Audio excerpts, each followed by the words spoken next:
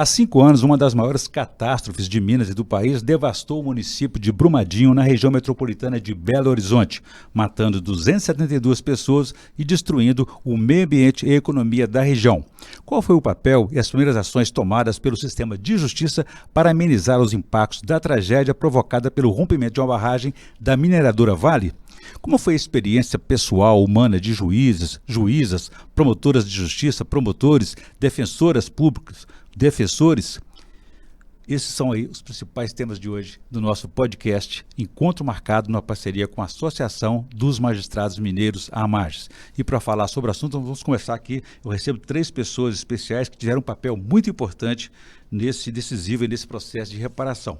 A juíza de Direito do Tribunal de Justiça de Minas Gerais, Perla Saliba, que à época do desastre era titular da primeira vara civil criminal da infância e juventude e juizados especiais da comarca de Brumadinho, e hoje atua na comarca de Betim, também na Grande BH.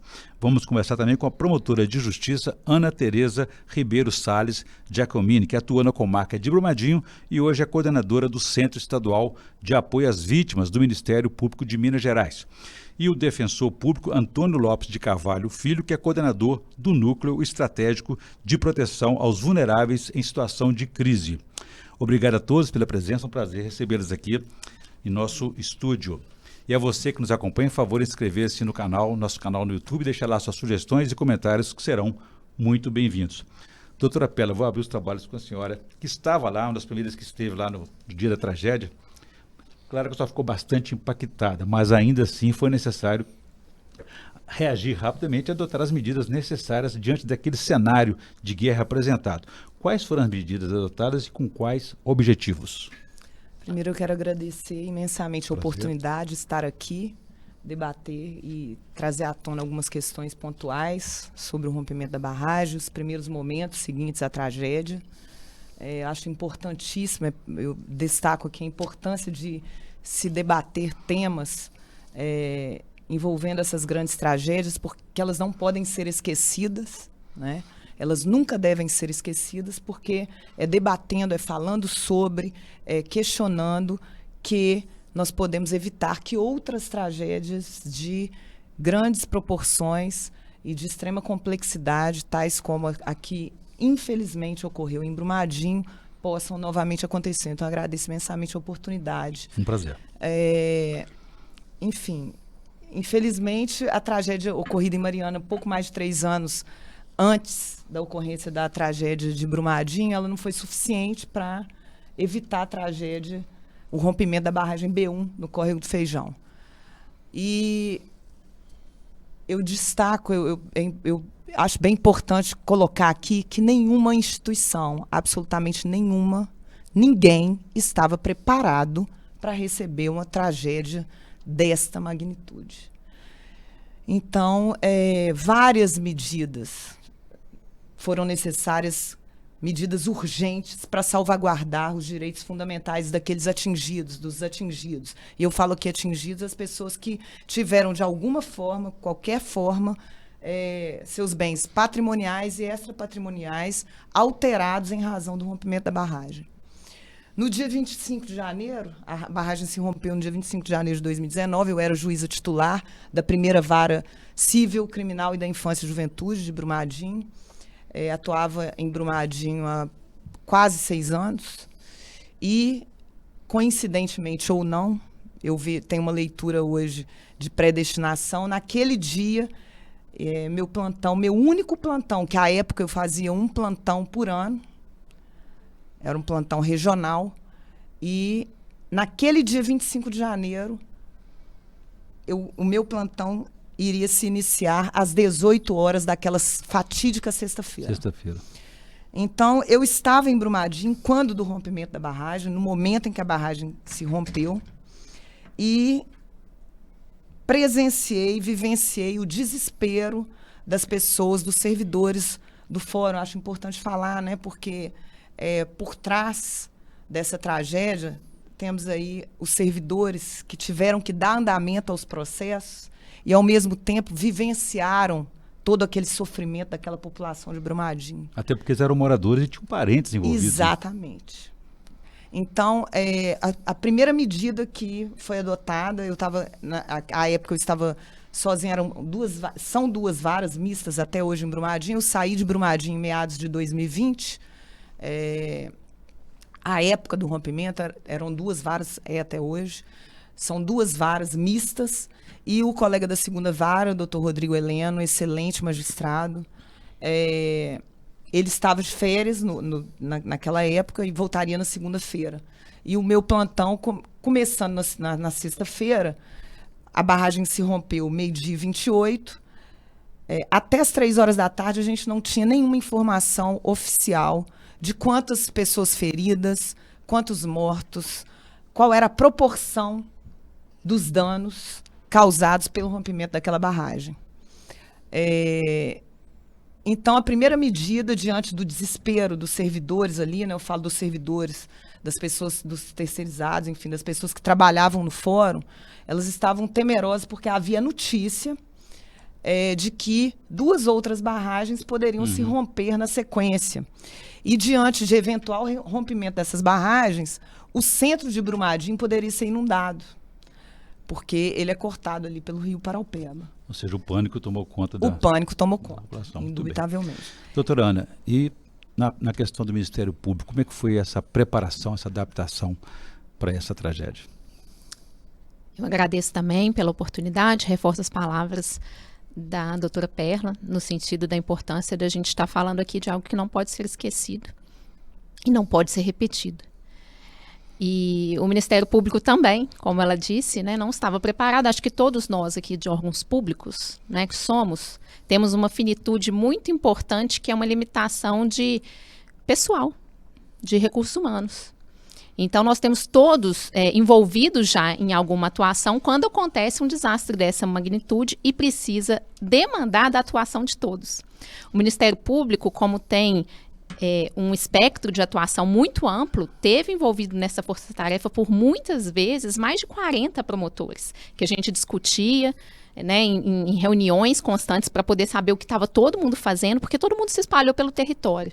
Rapidamente o Ministério Público se organizou em 3 núcleos fundamentais, né, que era o núcleo socioeconômico, o eixo socioambiental e o eixo criminal. Todas essas esferas demandando uma atuação urgente, demandando medidas importantíssimas para que toda a continuidade daquele processo depois pudesse se desenvolver. Então, houve essa organização em força-tarefa e, ao mesmo tempo, uma organização com outras instituições também, porque era preciso uma atuação integrada, uma atuação articulada, com todos pensando sobre essas questões e podendo se debruçar para que a gente tivesse uma atuação efetiva. Então, por exemplo, quando a doutora Perla fala, a gente não sabia do número de pessoas que tinham sido atingidas, de fato, por muito tempo, a gente não conseguiu precisar essa lista. Era preciso um cruzamento de dados, né? A partir do que o Ministério do Trabalho enviava, a empresa fornecia, e o que ia sendo experimentado das comunidades que foram atingidas também, para a gente ir conseguindo chegar nessa lista final, que, infelizmente, acabou tirando a vida aí de 272 pessoas. Muito bem. Doutor Antônio, como é que é? Ouvimos o depoimento aí da doutora Ana, da doutora Perla, né?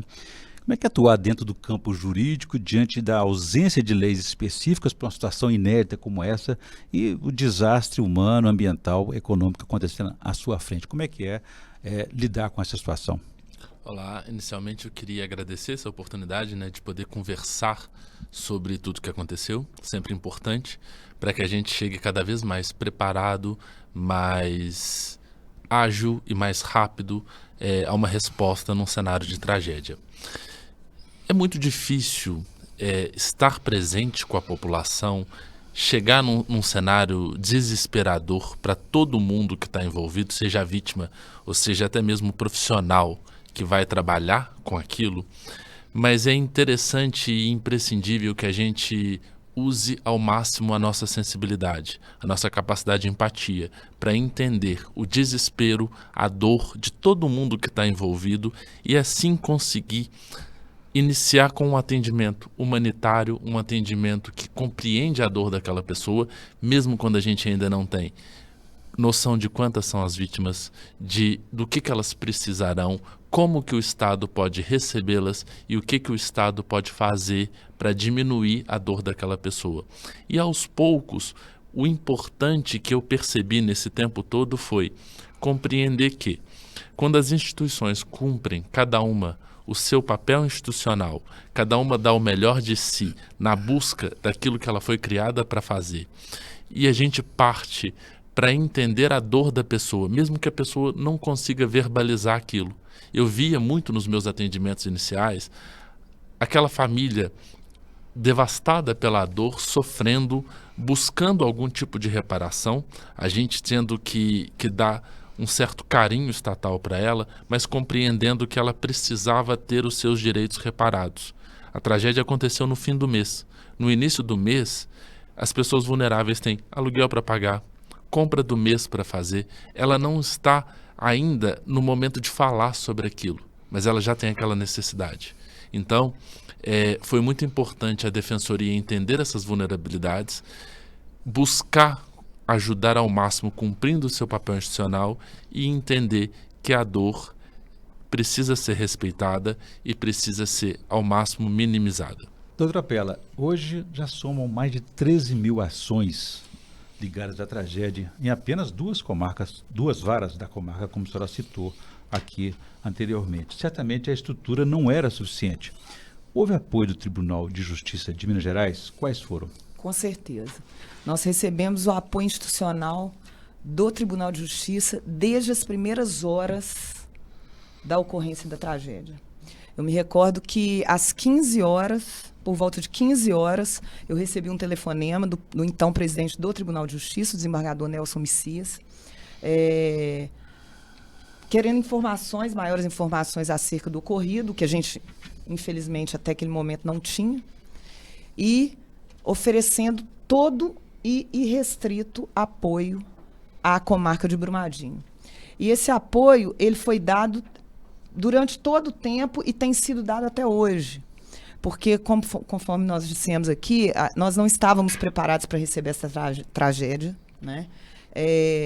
Tivemos que reestruturar o judiciário local, tivemos que reestruturar o SEJUSC, que é o Centro de Conciliação e Solução de Conflitos, de Brumadinho, e o Tribunal de Justiça deu todo o apoio, fornecendo mais estagiários, mais terceirizados, servidores, capacitação aos conciliadores, uma vez que, diante dessa tragédia, diante dos inúmeros processos que resvalaram nas varas, envolvendo a matéria, o rompimento, nós tivemos que privilegiar a solução pacífica dos conflitos. E aqui eu destaco, inclusive, o apoio, o papel da Defensoria Pública quando firmou o termo de compromisso em abril de 2019, com a Vale, a mineradora Vale, trazendo ali, nesse termo de compromisso, vários parâmetros de indenização que culminaram com a entabulação de vários acordos. E, com isso, foi desafogado, né, um pouco, né? Desafogou-se o judiciário, deixando para se julgar ali as causas mais complexas de várias naturezas que resvalaram nas varas, em razão do rompimento da barragem. Então, o Tribunal de Justiça deu, sim, todo o apoio, recebemos todo o apoio também do Conselho Nacional de Justiça. No primeiro mês, logo em seguida ao rompimento da barragem, nós recebemos a visita de conselheiros do CNJ, ofertando também o apoio, né, se colocando à disposição para o que a gente precisasse. E isso deu um alento para nós, magistrados. Não estamos sozinhos, né? Que estávamos lá. Né, essa rede que se formou, e a doutora Ana trouxe aqui a importância dessa conversa institucional, dessa rede institucional, porque todo mundo estava impactado com aquela situação. Né? Então, esse apoio foi a base para a gente dar o pontapé inicial nas demandas que foram surgindo diante do ocorrido. Muito bem. Doutora Ana, a senhora falou um pouco, eu gostaria que você aprofundasse um pouco para a gente a respeito do levantamento, né? O levantamento aí, de vítimas, né? E as providências necessárias para salvaguardar os direitos delas. Orion, a gente teve 12 milhões de metros cúbicos de rejeito que foram lançados na comunidade, né? Em menos de 1 minuto eles atingiram já a área administrativa ali da empresa e foram devastando. Foi devastando tudo pela frente, né? Com 4.800 piscinas olímpicas.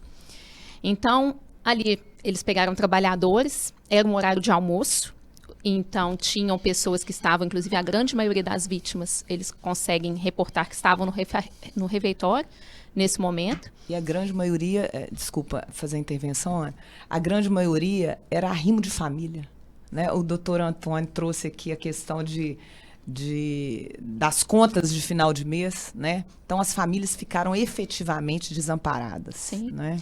Nós tivemos então essas pessoas, né, sendo atingidas e além disso toda uma comunidade, pessoas que estavam pousadas, mas moradores também que estavam ali no local, bairros que foram profundamente atingidos e que até hoje temos um problema de desocupação desses lugares, que acontece até pelo próprio processo indenizatório. A pessoa sai de lá, mas tem pessoa que quer ficar. E aí vira uma cidade fantasma. Para o Ministério Público atuar nisso, assim, é até difícil eu falar em pouco tempo como foi todo esse trabalho. Porque logo que acontece, a gente foi nas pousadas, fomos nos lugares em que essas pessoas foram sendo alojadas para poder ouvi-las, para poder entender qual que era aquele cenário, aonde realmente ela precisava ficar naquele momento. Atendimos pessoas que não sabiam a quem procurar.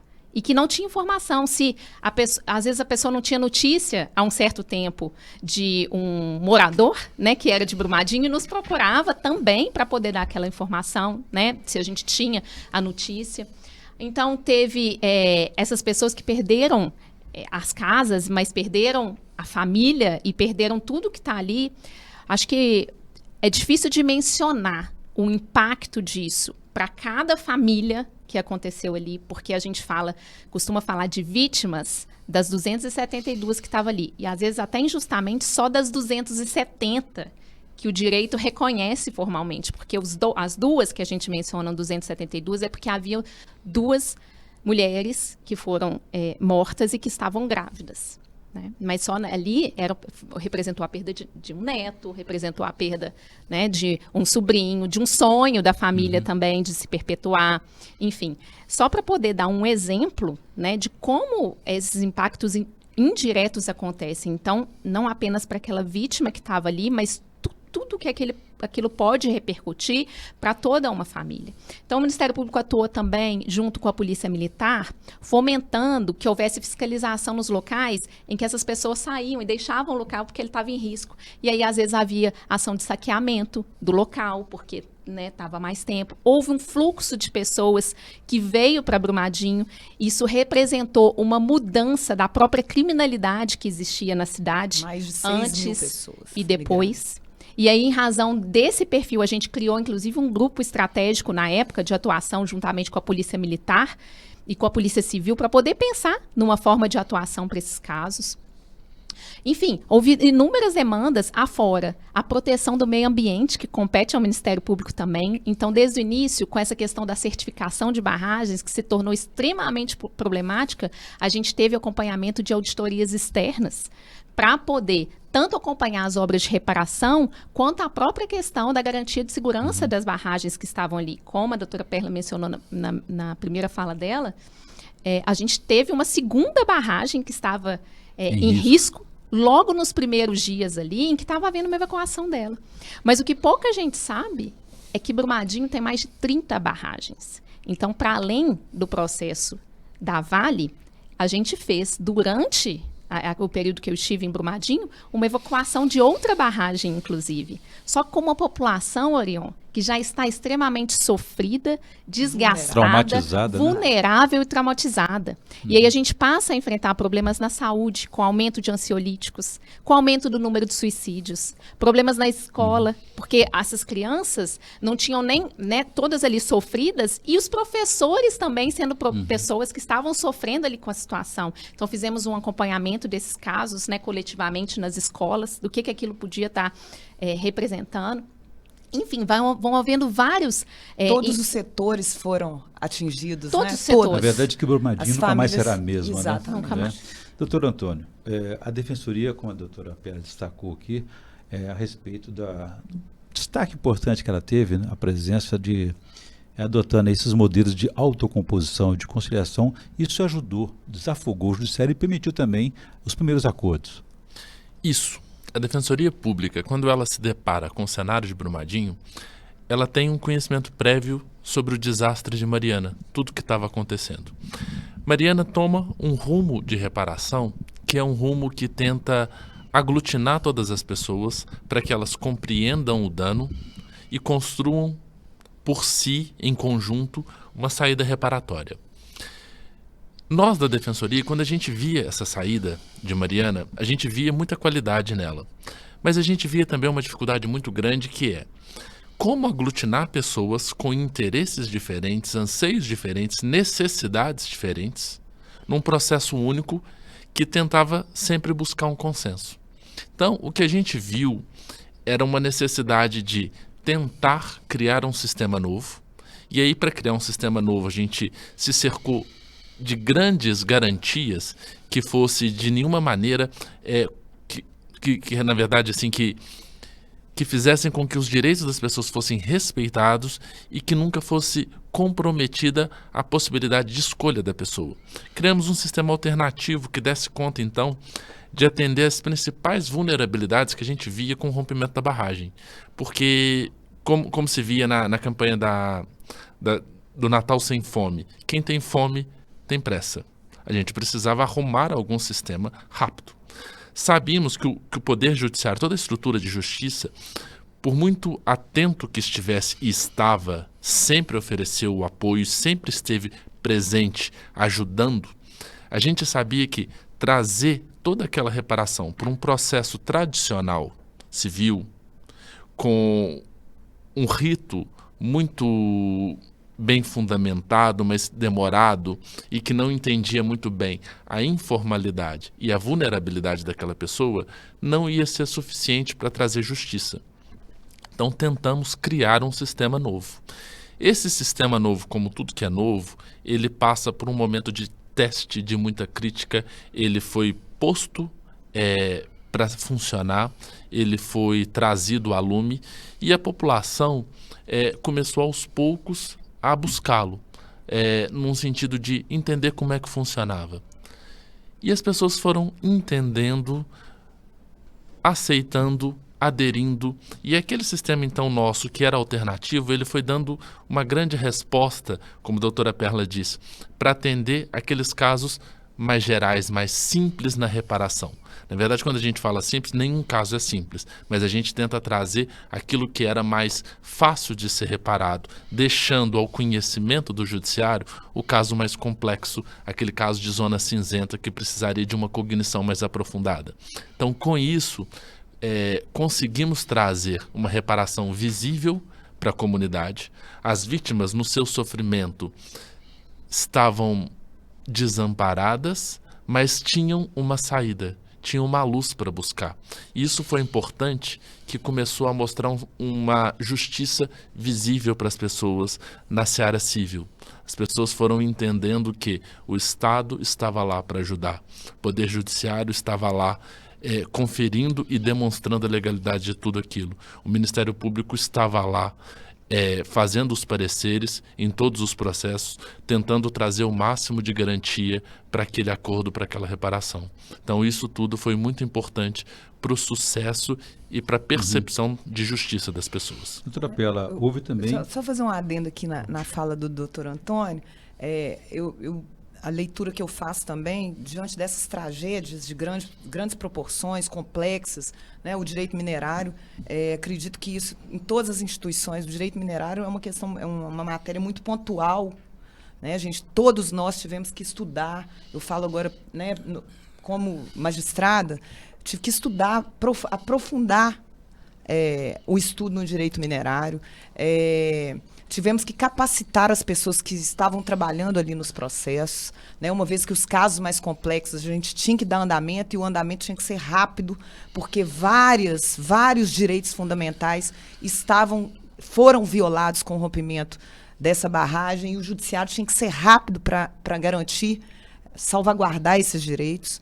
Então, e foi diante dessas tragédias, é que essas tragédias reforçam o papel garantidor das instituições, Poder Judiciário, Ministério Público, Defensoria Pública e de outros institutos, Corpo de Bombeiros, como garantidores dos direitos fundamentais dos atingidos, dos cidadãos como um todo. Doutora Perla, emendando já uma questão aí com a senhora, eu queria que a senhora falasse para a gente, que já em 2020, quer dizer, ou seja, um ano depois, o Tribunal de Justiça de Minas Gerais homologou um acordo histórico envolvendo o Estado de Minas, a mineradora Vale, para essa reparação da tragédia. Conta para a gente o alcance desse acordo.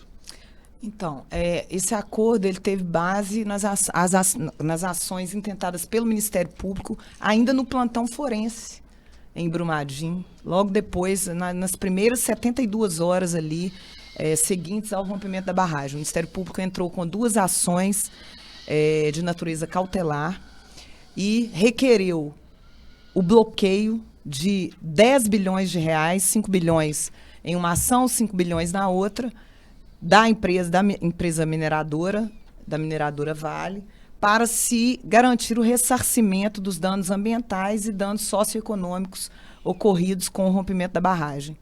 E, posteriormente, esse bloqueio foi efetivado.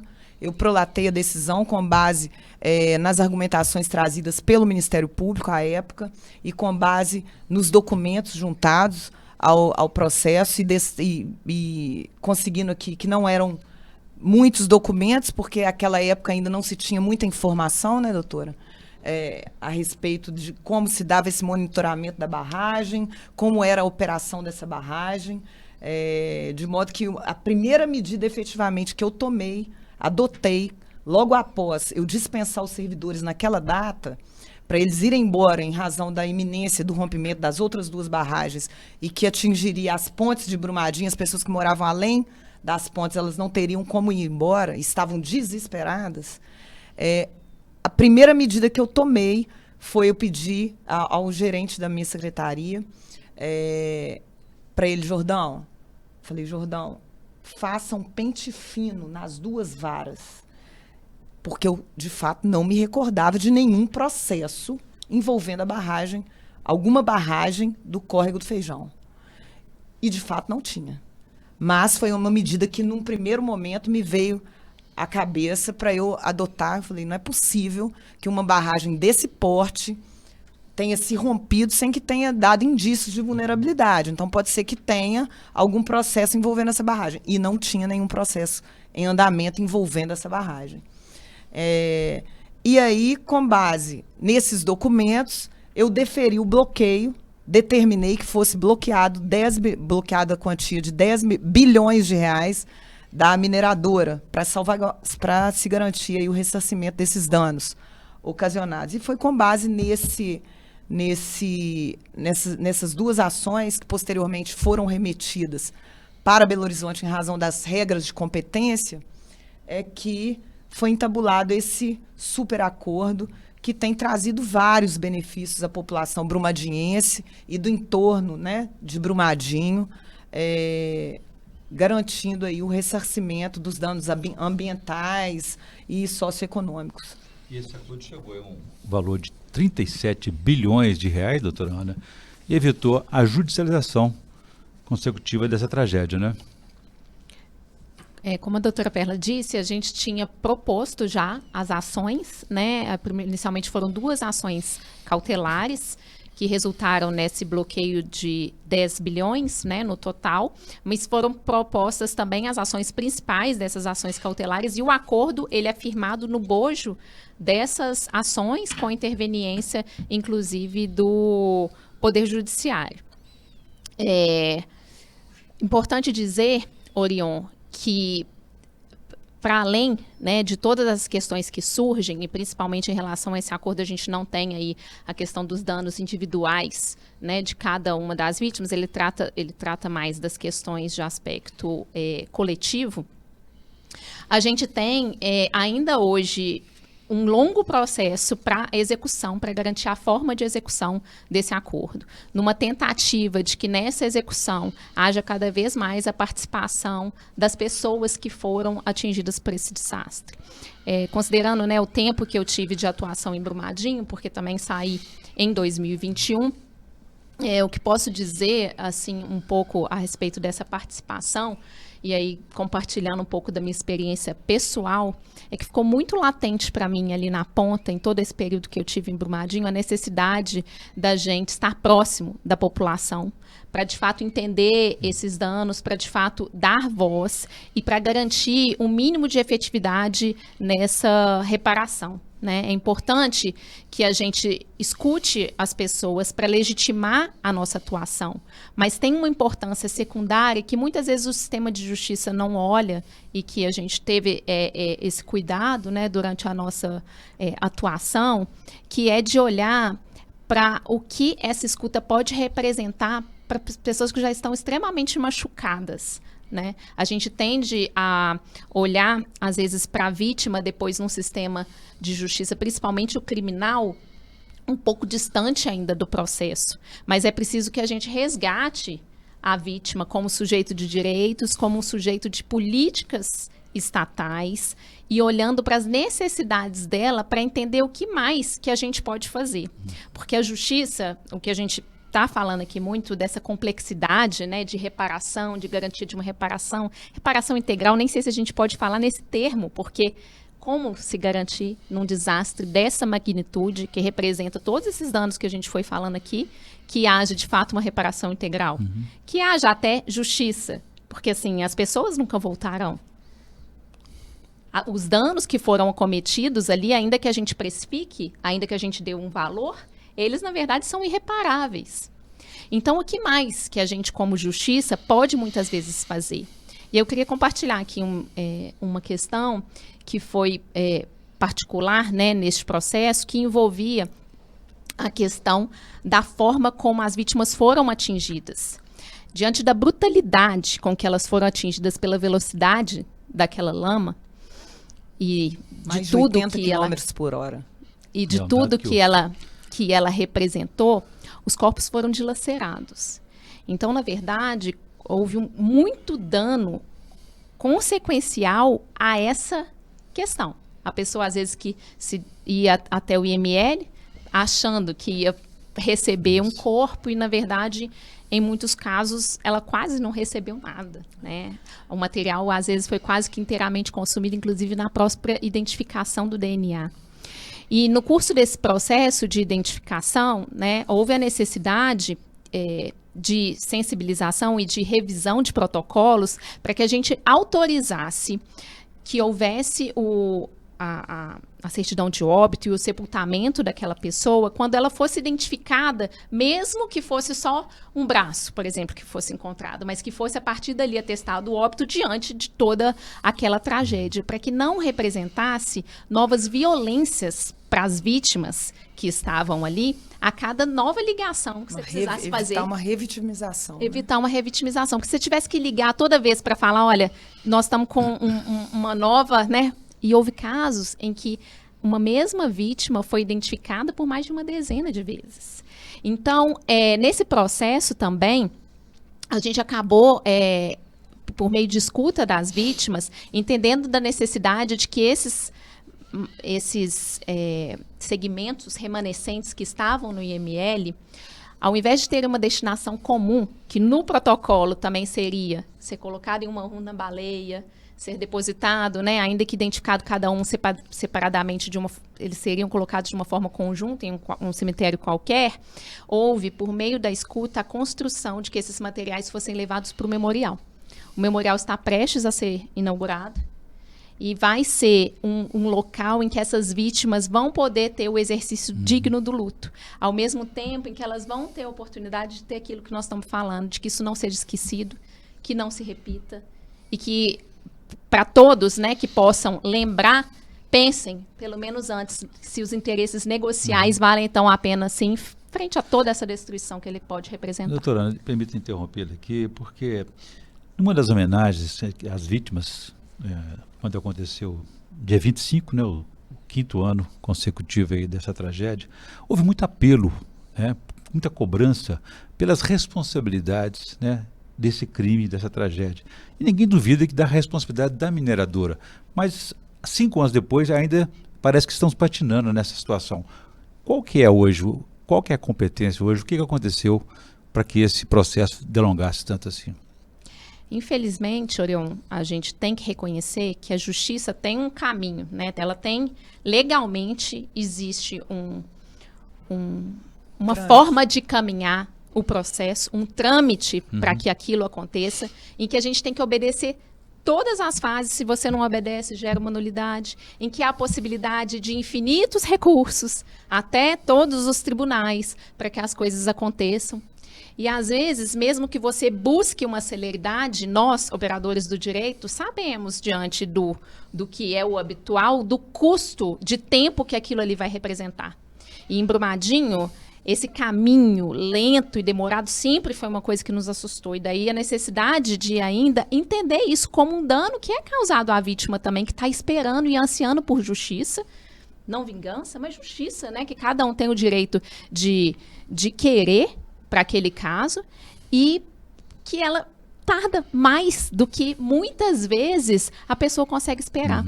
É interessante, às vezes, até buscar um dado: quantas pessoas será que morreram antes de ver, inclusive, a justiça sendo feita? Porque nós estamos falando agora em 5 anos, sem que tenha havido, de fato, nenhum andamento significativo.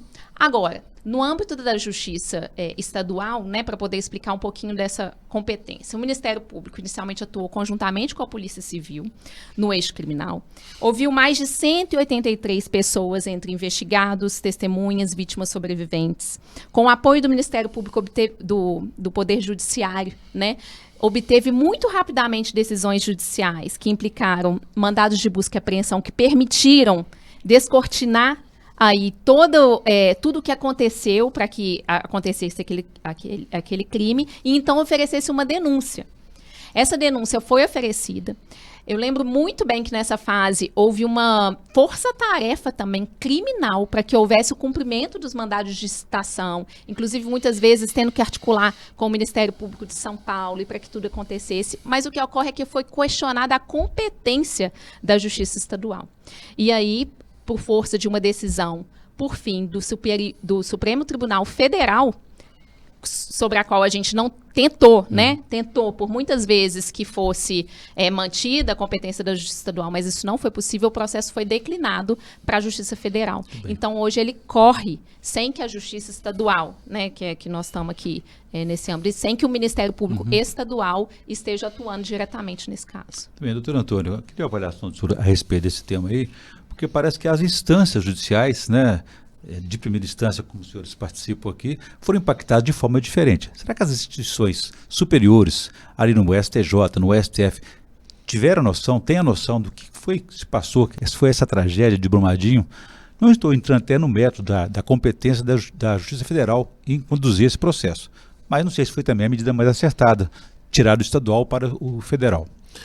Então, o meu olhar sobre essa questão da persecução penal, ele passa por uma coisa que eu tento, como defensor, respeitar e aceitar isso a cada dia. Precisamos de um processo criminal que seja justo, que siga todo o rito processual, que garanta à pessoa a possibilidade de defesa. A gente quer isso para todos os processos criminais. Então, aceitamos o olhar e a decisão do Supremo Tribunal Federal. Acreditamos, pessoalmente, que o processo na comarca de Brumadinho, na Justiça Estadual, ele teria uma recepção por parte da sociedade melhor, as pessoas entenderiam de forma leiga como uma manifestação mais ágil da justiça, mas respeitamos a decisão de declinação de competência e esperamos que, ao fim de um processo justo, todas as partes tenham respeitado os seus direitos, principalmente as vítimas, porque a gente precisa atentar para o direito das vítimas de ver a punição daqueles que causaram tanto mal. Então, aguardamos o processo e temos certeza que todos os envolvidos, nós que trabalhamos no caso, temos contato com diversas pessoas de diversas instituições. E uma coisa é comum de se ver: todo mundo está muito empenhado. Às vezes demora um pouquinho mais daqui, um pouquinho mais de lá, tem um certo dissenso num ponto específico, mas o que é notório de se ver é todo mundo, todo o Estado lato sensu, está muito empenhado em ver, em demonstrar, em passar para a sociedade que a justiça foi feita. Seja atribuindo reparação para aquelas pessoas que sofreram, seja trazendo reparação para todo o meio ambiente e para a sociedade, numa forma mais coletiva, que o Acordo de Reparação Global, homologado pelo Tribunal de Justiça de Minas Gerais, tenta trazer isso. Apesar da complexidade, ele trabalha em diversas áreas, e na área criminal também, respeitado o processo, trazer a punição daqueles que trouxeram tanto dano e sofrimento para a sociedade. Eu acho que quando a gente atentar para essas três coisas, reparação das pessoas, reparação de nossa sociedade e de nosso meio ambiente, e a punição dos responsáveis, o sentimento de justiça de toda a sociedade vai estar mais bem acolhido. As pessoas verão que a tragédia foi horrorosa, inesquecível, e que bom que ela não seja esquecida, para que ela não seja repetida, mas que o Estado esteve ali presente para trazer a resposta adequada para tudo isso. Doutora Perla, que lições a senhora está levando para a sua carreira, para a sua trajetória, dessa experiência muito forte que foi Brumadinho? Olha, Orion, eu posso te dizer com precisão que a experiência por mim, vivenciada em Brumadinho, com a minha atuação, né, nesse caso, do rompimento da barragem, ela me transformou em todos os sentidos.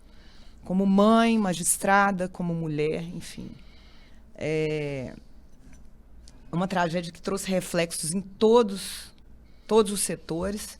E, por óbvio, nós somos seres humanos, né? Todos que atuamos nos processos ali, eu falo, dizendo aqui como magistrada, eu tive que me manter, uma vez equidistante das partes, diferentemente do Ministério Público e da Defensoria, e tem que fazer isso mesmo, foram aos locais, trabalharam em campo, ouviram diretamente as pessoas ali naqueles primeiros momentos. Eu não pude fazer isso, porque diante da imparcialidade que eu tinha que preservar, né, que é inerente ao meu cargo.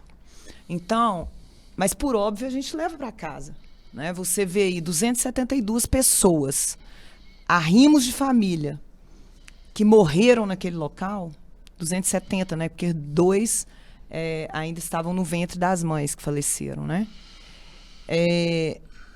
Não tem como te falar que isso não te transforma como pessoa, né? Então, assim, a maior dificuldade que eu tive à época era de realmente me manter equidistante para preservar essa imparcialidade. E o que eu tenho para te falar é isso mesmo, que de fato essa tragédia me transformou, né? A questão da empatia, você se colocar no lugar do outro, né? Você se preparar. A gente tem que, infelizmente, né, a gente tem que estar preparado para essas mudanças, né? Eu trabalhei ali aproximadamente 1 ano num ritmo absurdamente acelerado, né? E isso, por um outro lado, olhando hoje, a leitura que eu faço é que eu tinha que passar por isso. E me ensinou em vários aspectos. Então, assim, as lições, eu acho que fica aqui a reflexão para que outras tragédias não aconteçam, né? Eu acho que elas não devem, essas tragédias, né? Rompimento da barragem em Brumadinho, Boate Kiss, elas não podem ser esquecidas. Não podem ser esquecidas. Porque elas têm que ser evitadas. E é sempre falando e debatendo e questionando que essas tragédias serão evitadas. Muito bem, doutora Ana, a senhora já percebeu que nós estamos nas considerações finais e eu gostaria de ouvi-la também sobre a sua experiência pessoal e profissional. É difícil, né, falar isso em considerações finais.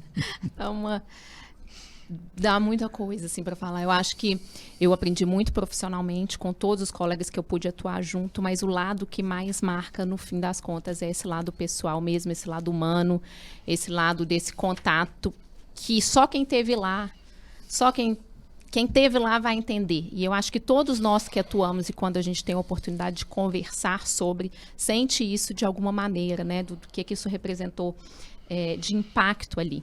Eu acho que a maior lição, então, que eu levo é uma lição que eu tive do próprio contato com essas pessoas, né? E à medida que a gente ia estando em cada situação, assim, teve situação em que a gente realmente se sente extremamente impotente enquanto justiça ali, de coisas que a gente não pode oferecer. Por exemplo, quando eu recebi em uma reunião, a gente estava fazendo uma reunião coletiva e recebemos um desenho de uma criança com um helicóptero carregando um corpo em que ela pedia, salve meu avô. O que você vai falar com essa criança? Você, sistema de justiça, né, naquele momento. E para além, né, dessas questões, assim, dessa impotência, o que a gente, quando está aberto a escutar, para poder entender a melhor forma de atuação, porque é a partir daí que eu acho que a gente realmente consegue fazer, para fazer pelo outro, a gente tem que entender o que ele está nos dizendo, a gente tem que ouvir. Né? Não para dizer, se fosse eu faria assim, não, é sem julgamento. É para entender o que ele está dizendo, construir com ele o que ele precisa em cada situação. E quando a gente faz isso, não existe forma da gente não se conectar de verdade com aquela pessoa. E aí, por isso que acontece que a doutora Perla falou, e acontece igual comigo. Você leva lição enquanto mãe, você leva lição enquanto esposa, você leva lição enquanto profissional, você leva lição daqui para fora, enfim, você leva inúmeras lições. E aí a gente tem muitas histórias, né, que a gente vai lembrando e vai passando um filme aqui na cabeça de tudo isso que é construído. Mas a maior lição que eu acho é essa. É de escuta, é de cuidado, é de estar junto. E não existe capa que a gente veste que blinda disso, não. A gente se transforma também. Humaniza aí também a justiça, né? Doutor Antônio, nessas considerações finais, as lições que o senhor vivenciou, tanto como pessoa e também como instituição, a Defensoria, porque ela tem um papel muito importante nesse acompanhamento, nesse monitoramento e também de ampliar essa participação popular, já que a instituição, como um todo, não é possível acompanhar todos os casos. Como é que o senhor avalia, então? Como é que foi essa lição para o senhor? Eu acho que é tudo misturado, a experiência pessoal e a experiência institucional. Primeiro, participar de tudo isso deixa a nossa sensibilidade à flor da pele. A gente vê, sente, a gente não sofre a dor da vítima, mas a gente sofre a nossa dor própria de estar ali, tendo que criar algum resultado, tendo que trazer alguma reparação, tendo que lidar com tanto sofrimento e ainda assim buscar algo de útil para aquela pessoa, porque ela precisa vivenciar aquele luto, mas a gente precisa trabalhar e precisa ajudá-la no enfrentamento daquela crise. E o que eu acho importante a doutora Perla disse, a doutora Ana Tereza disse, não tem ninguém que está muito preparado para esse enfrentamento. Mas é isso, vai sem estar preparado, vai com coragem, com sensibilidade, com conhecimento do seu papel naquilo tudo. Que aí a gente consegue chegar a um resultado que seja minimamente aceitável para a população. Com sensibilidade, coragem e conhecimento daquilo que a gente deve fazer do nosso papel, conseguimos entregar um resultado para a população. E a população, quando vê o trabalho, ela é empática também conosco, os profissionais. Ela sabe que é o que é possível fazer. E aí ela nos aceita, nos acalenta, e então a gente vê que tudo valeu a pena, porque cada um contribuiu naquela forma que conseguia contribuir. No fim das contas, Orion, eu acho que todos nós, né, diante das salas, assim, vamos também muito honrados, porque foi uma honra também poder atuar em prol dessa população. Eu acredito até que fomos, é uma questão até muito pessoal aqui, vou falar o que eu acredito mesmo. Eu acredito que nós fomos escolhidos, assim como as pessoas que estavam lá e morreram e foram, eles eles foram escolhidos para estarem lá aquela hora. Aquele momento, a gente também foi escolhido para estar lá. Escolhi no sentido, né, é a leitura que eu faço. Falo, gente, eu fazia um plantão por ano. Como que rompeu a barragem no dia do único plantão que eu, juíza de Brumadinho, né? Um plantão permanente. Né? Exatamente. Mas uma coisa que eu digo também, depois de tudo isso, tivemos embates, tivemos dissensos, tivemos momentos de choro pessoal escondido dentro do escritório, mas foi uma honra trabalhar com todas essas pessoas, doutora Perla, doutora Ana Tereza, porque Igualmente. Cada uma contribuiu de uma maneira muito significativa. Mesmo quando havia o embate, era um embate que era um embate dentro do direito, respeitoso, técnico. Sempre. E isso contribuiu para o trabalho ser refinado, para o trabalho ser melhor. Não foi uma coisa... não era um Estado que não teve coragem. Era um Estado que foi corajoso, que cumpriu seu papel. E aí houve o resultado visível para a população. Fora isso, estaríamos numa crise de todo mundo não saber o que fazer, correndo de uma maneira desordenada. No fim, acredito que foi o que era possível e foi o que aconteceu da melhor forma. Conseguimos trazer uma resposta para a população. Que foi humanamente possível, né? Isso. Muito bem, eu conversei aqui com essas 3 pessoas especiais que tiveram um papel histórico muito importante diante da maior catástrofe de Minas e do país com o rompimento da barragem da mineradora Vale no município de Brumadinho, na região metropolitana de Belo Horizonte. Conversei então com a juíza de direito Perla Saliba, do Tribunal de Justiça de Minas Gerais, com a promotora de justiça Ana Tereza Ribeiro Salles Giacomini, que atua também em Brumadinho, e o defensor público Antônio Lopes de Carvalho Filho. Agradeço a todos pela participação, foi um prazer recebê-los aqui em nosso encontro marcado. Muito bem, você que nos acompanhou daqui pode ver e rever este programa no canal, nosso canal no YouTube, deixa lá suas sugestões e comentários que serão muito bem-vindos. Ficamos por aqui, obrigado a todos, até a próxima.